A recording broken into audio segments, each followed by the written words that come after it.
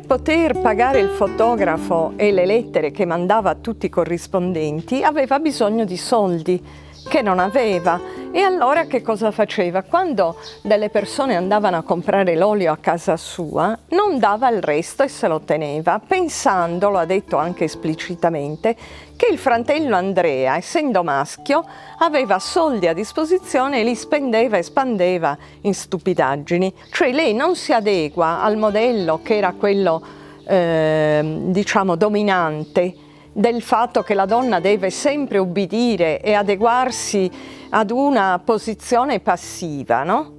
Ecco, invece in questo caso lei capisce che per il proprio destino è importante avere soldi, quindi compiere questo gesto, anche se è un'infrazione, perché lei in quel momento va contro le leggi della sua famiglia, no? Le regole della sua famiglia. Per poter scrivere è importante avere una sicurezza finanziaria e lei lo capisce fin dall'inizio.